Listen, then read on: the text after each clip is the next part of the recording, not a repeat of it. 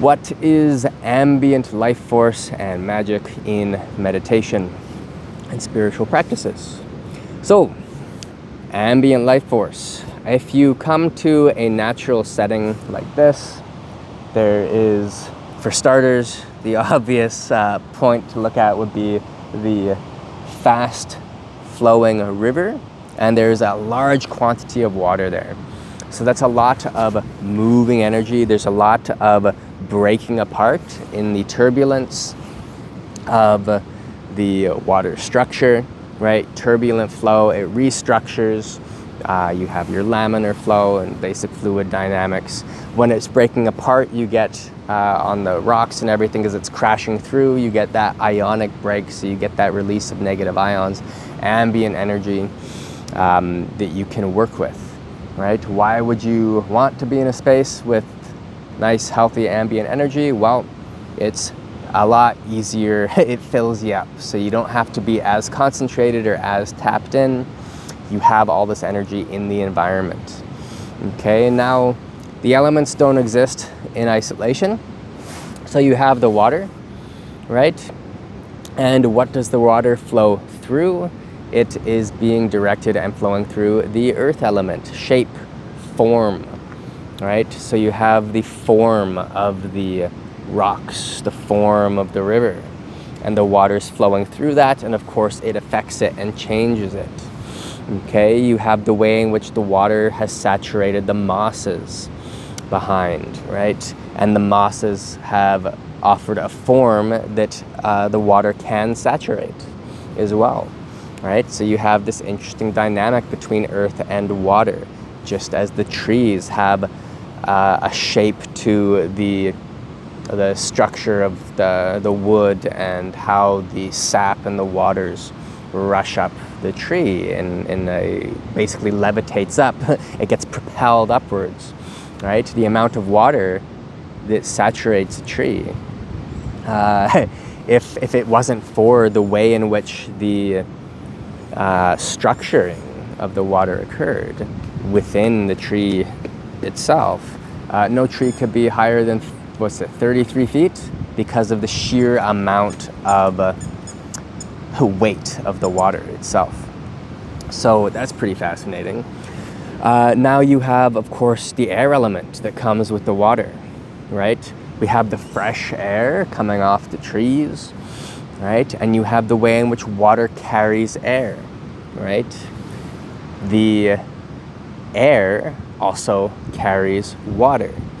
This is the same as the inside of us. You inhale, and that inhalation, right, it carries air. We're inhaling air, and it enters the blood. The waters of the blood, we got some kids squeaking some toys in the background here. The water of the blood carries the air, the gaseous components, into the tissues, where they transfer into the earth element of the body, right? You get this transfer, these cross transfers, transfer of oxygen. This will stimulate the mitochondrial processes, the fire, we could say, component internally in the body. Okay. When you exhale, that air carries vapor, carries water. Okay, so the river, the moving water, carries a current of air, and you will notice this if you spend any time around flowing water and it is hot out. You'll notice it's a little cooler where the water is moving, carrying air with it. Okay, the movement of the air in the sky, just like our exhalation carries liquid, right, vapor, the air in the sky moves, it carries water. Okay, so above, air carries water. Below, water carries air. Seems to play itself out in an interesting way.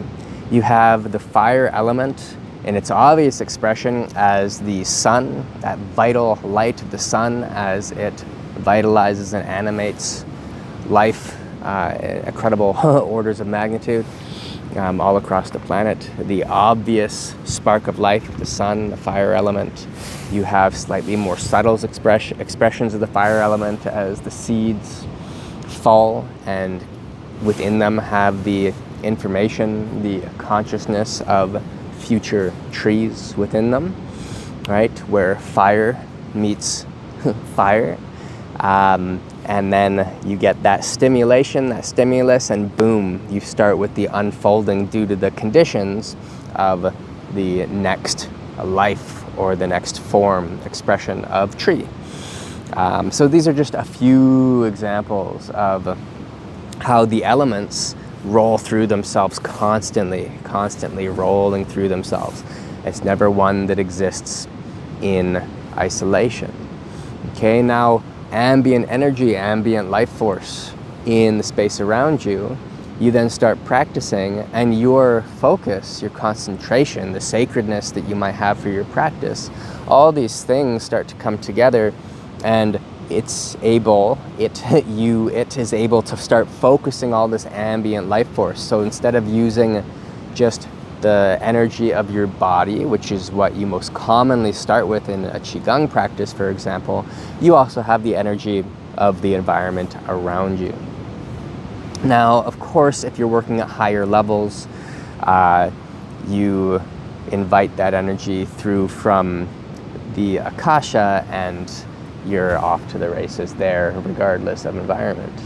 So, of course, nature, a beautiful set, scenery for ambient life force. The flowing water side topic, you look at the potential thoughts on, how like functions that may have served for pyramids, etc., could have been due to flowing water underneath as power sources and expressions of power plant type of things. Whether you're into that or not is less relevant than the potentials for flowing water, for nature to act as a source of energy. Okay, now we have the fun part of this when you are looking at other sources of ambient energy, which would be places where people have practiced in depth for a long period of time, holy sites, right, temples, etc. There's a stupa, a giant stupa that I went to in Nepal that I ended up spending a couple weeks just living right near that stupa because it was so powerful. People have been praying and circumambulating, walking in circles around the stupa for thousands of years, right? It's where where they say the Buddha's bones are, the relics of the Buddha are entombed, and people have been praying in various fashions around this for centuries. So, that's a lot of power, and it's a lot of ambient energy, deep stillness. And if you go to that place, you don't have to be too developed in terms of your spiritual senses to pick up on that stillness, to pick up on that reverence and the sacredness of that site. So you could take, say, a gemstone of sorts that you're wanting to work with and explore, and you walk around that site. I did this there with a few different fun things to play with. You walk around, you absorb into that stone, and you allow the energy of the place itself, the ambient energy and the qualities of that particular ambience, of that particular space, to work through you. So you open yourself up to that, and all kinds of really fun stuff comes out of it. Lots of fun lessons and crazy fun stuff. Okay, so that's about it. If you are interested in training, I have a retreat coming up June 2025. That's here in British Columbia, Canada. It's a really nice spot, so hopefully you can make it out to that. Details on the website. What else do I have? Courses on the website in Tai Chi, and then another in Qi Gong, Hermetic Alchemy and Meditation. There is a video Q&A reference library we call the Zenden. It's on that site. Any questions you have on the materials, you just drop me an email and I'll get a video answer up for you as soon as I'm able. And private lessons, private coaching, these are 2-hour sessions. For anyone who is interested, you're welcome to contact me. I hope you enjoyed a lovely setting. This was a really nice spot for a little chat. Thanks for your time. Have fun, practice. Bye.